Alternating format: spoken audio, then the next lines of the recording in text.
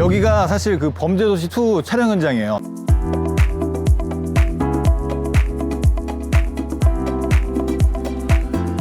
사모님 이쪽 보이시죠? 지금 주차장으로 되어 있는데요. 이거 뭔가 냄새가 나는데요? 쭉 오면서 사실 핫하다는 지역들은 항상 연예인 매매 사례가 있기 마련인데 용산에 생각보다 그렇게 많진 않아요. 근데 바로 뒤편에 보이는 이 주차장 부지가 저희가 알고 있는 베이비페이스 신민아 씨가 보유한 땅입니다. 이제 보시면 2018년도거든요. 빨리 매입했네요. 투자는 정말 먼저 들어가야 되는 게 맞는 것 같습니다. 지금 현재 건물도 없고요. 주차료만 받고 계신 상황이신데 18년도 10월에 매입하셨고 지금 평수가 약 한 103평 되거든요. 지금 55억 정도 매입하셨으니까 평당 한 5천 조금 넘는 금액에 매입을 하셔서 지금 이렇게 들썩들썩하고 있는 용산에 아직까지도 보유를 하고 계신 상황입니다. 보통 우리가 저런 땅을 갖고 있으면 뭐라도 지을 텐데 가만히 못 있죠. 대출 같은 경우도 사실은 일부 있는 걸로 확인은 했는데 대출 이자를 내시면서도 아직은 개발 행위를 하지 않으시고 보유하고 있습니다만 언젠가는 여기도 분명히 뭐 신축 행위를 하실 것 같고요. 하시게 되면 바로 옆에 있는 건물처럼 정말 멋있는 건물이 들어설 것 같고 그리고 이 앞에가 이제 바로 한강 대로변으로 나가게 되는데요. 이 대로변이 정말 대박입니다. 최근 거래 사례도 최소 2억 이상 다 찍혀 있고요. 다시 매각을 하려고 나온 물건들도 호가가 거의 한 3억 원 가까이 되기 때문에 뒤편에 있는 빌지라 하더라도 대략 저희가 뭐 절반 이상은 생각을 하잖아요. 대로변하고. 그게 보면 평당 가치가 지금 현재는 한 1억 5천까지는 가지 않겠느냐. 저는 그렇게 생각을 하고 있습니다.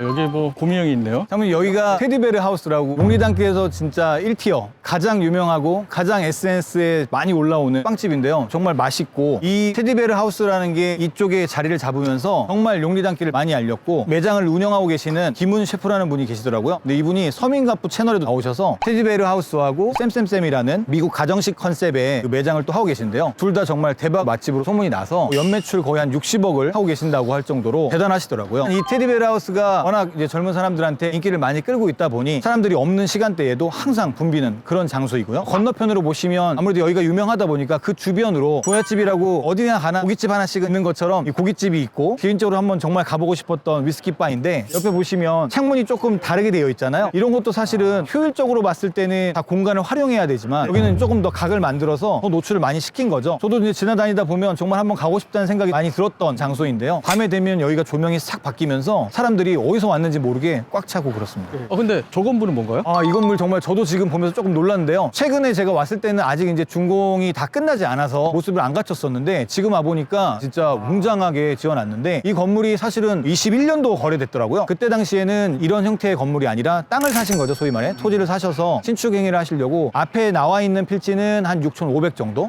그 뒤에는 한 5,000 중반 정도에 이제 매입을 하셨는데 금액으로 봤을 땐 정말 잘 매입하셨는데 땅의 크기가 용리단의 상권의 느낌하고 대비했을 때 좀 크지 않냐 이런 생각을 했는데 지금 완성된 모습을 보니까 앞으로 정말 변화하는 일만 남았다는 생각이 정말 물씬 들고요. 아마 위쪽은 다 사무실이나 오피스로 되어 있을 것 같고 뭐 1층 같은 경우는 상가점포가 들어와 있을 것 같은데 앞으로 이제 개발을 조금씩 이제 주변이 바뀌어 나간다고 하면 이런 식으로 이제 다 최신화되고 건물들이 다 바뀌어 나간다고 하면 정말 용리단길은 앞으로 계속 좋아질 지역이라고 저는 생각이 듭니다. 보니까 되게 길쭉한 건물 같은데 네. 디자인을 그래도 이쁘게 잘 뽑았네요. 필지가 길어서요. 이 모양이 어떻게 나올까 상당히 궁금했었는데 현재 보니까 너무 웅장하고 잘 지었네요. 여기 신축 건물이 없다 보니까 한 3층부터는 환히 튀어 보이겠네요. 네. 앞에 있는 건물들이 이제 나중에 또 지어진다고 하면 일부 좀 가려질 수는 있지만 이 건물들이 당장 시작을 한다 해도 뭐 최소 1년에서 2년 정도 걸린다고 우리가 생각을 해보면 한동안은 이 건물이 이 지역에서는 좀 랜드마크처럼 눈에 확 튀지 않을까. 저도 오늘 보고 너무 놀랐습니다. 이제 골목으로 좀 들어가서요. 또 다른 용리단의 핫플레이스들, 다른 건물들도 한번 소개시켜 드려보겠습니다.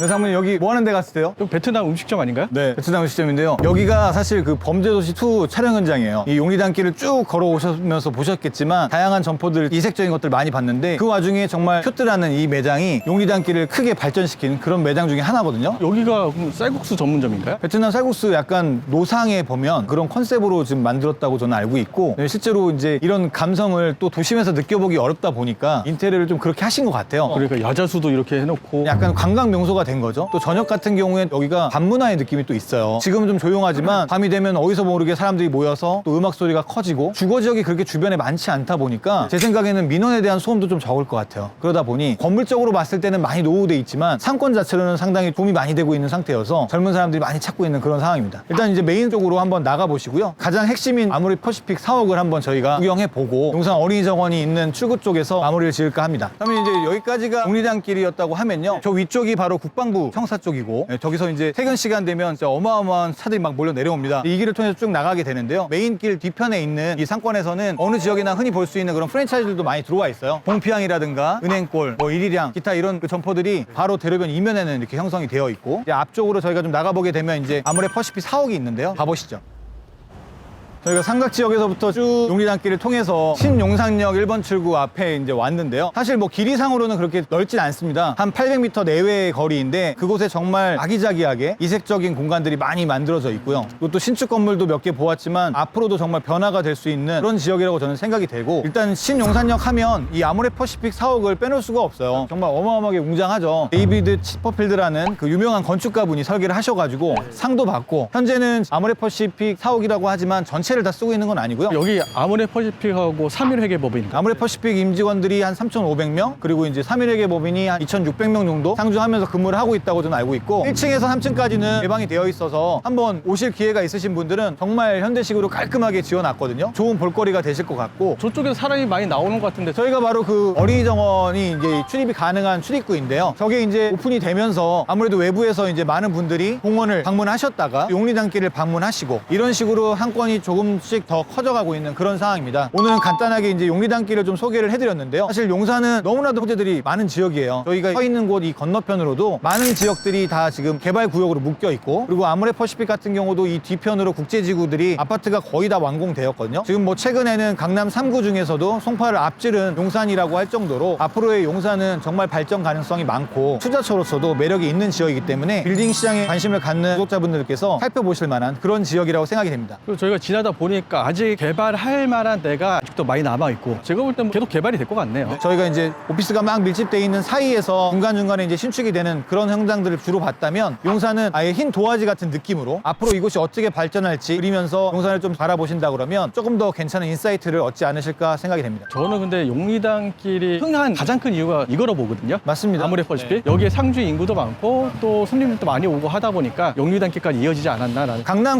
하는 이유, 저희가 용산 얘기하면서 강남을 또 얘기하는데요. 어쨌든 일자리가 있어야 직장인들이 모이고 소득이 있는 곳에 소비가 있을 수 있는 거니까요. 그래서 사모님 말씀처럼 아모레 퍼시픽이 들어오면서 상당히 유명해졌고, 그러면서 발달한 게 이 용리단길 상권이고요. 거기에 더불어 용산역이라는 교통편이 있다 보니 용산에 다 지나가죠. KTX 있고 ITX 노선도 있고, 건너오면 여기 4호선이 있고, 올라가면 서울역 1호선이 있고, GTX B노선이 이제 용산역에도 또 개통 예정인 거고, 이용할 수 있는 역들이 많다 보니까 이 전국 각지에서 그리고 외국에서도 오시게 되면 항상 꼭 방문하는 그런 지역 중에 하나입니다. 발전 가능성이 무궁무진한 지역이고요. 부동산에 대해서 현재가 어디가 가장 좋냐라고 하면 두말할 것 없이 강남이라고 얘기할 텐데요. 미래는 어떨 것이냐라고 하면 용산도 강남에 버금가는 지역이 될 거라고 확신하고 있습니다. 저희가 오늘은 다 소개되기 좀 어렵지만 용산 국제 업무지구 같은 경우도 오세훈 시장의 어떤 이제 초특급 프로젝트죠. 마지막으로 용산의 미래 어떻게 바뀔 것 같아요? 오늘은 저희가 이제 상권을 좀 소개하러 나가다 보니까 소재에 관련된 얘기는 제가 좀 많이 생략을 하긴 했는데, 방금 말씀드렸던 용산 국제 업무지구 바로 건너편 쪽에 이제 옛날 그 정비창이죠. 철도 정비창이 있는데, 그게 이제 서울시 내에서는 유일한 입지 규제 최소 구역이 될 예정이에요. 말 그대로 규제를 최소화한다는 얘기입니다. 지금 현재 뭐 롯데타워처럼 높이 올라 있는 고층 건물 그 이상을 지을 수 있는 곳이기 때문에 앞으로 용산은 업무적인 부분, 문화, 교통 모든 것들이 다 중심이 될 수밖에 없는 지역이어서, 그런 개발 계획들을 한번 유심히 보신다고 하면 제가 말씀드린 이 용산의 어떤 호재라는 것이 정말 이게 이루어지나 하는 정도로 이게 다 실현이 되는 순간 이 용산은 가히 전 서울에서 최고의 도시가 될 것 같습니다. 지금 서울 어느 지역이든 개발 계획을 다 많이 갖고 있잖아요. 이거는 용산이 최고다라고 하는 게 있나요? 일단 용산은요, 저희는 사무실이 강남에 있지 않습니까? 강남은 사실 오피스 빌딩 숲이죠. 이곳은 딱 보시더라도 앞으로 오세훈 시장이 계획하는 용산은 녹지 지역을 상당히 많이 늘린다고 합니다. 물론 이 중심에 또 용산공원이 있고 용산 국제 업무지구 내에도 녹지율을 50% 이상 만들어서 상당히 쾌적하면서도 업무적으로 효율이 높은 그런 도시를 만들 계획이어서 차별점이 분명히 있습니다. 알겠습니다. 오늘 나와주셔서 감사드리고요. 다음에 또 제가 다음엔 좀 더 잘 준비해서 찾아뵙겠습니다. 귀한 시간 내주셔서 감사드립니다. 네, 감사합니다. 감사합니다.